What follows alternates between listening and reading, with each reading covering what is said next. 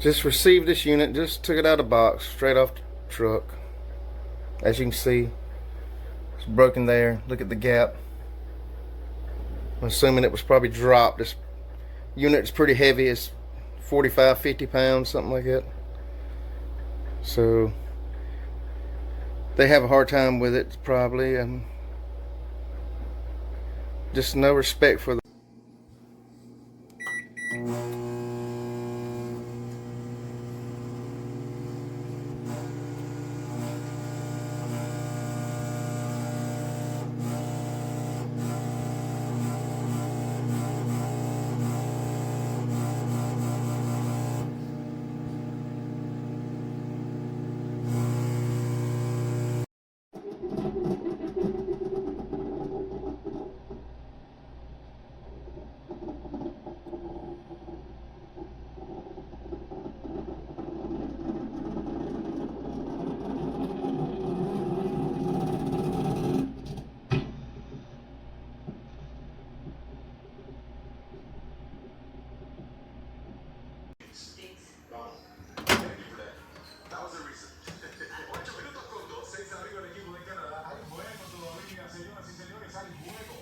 Damage.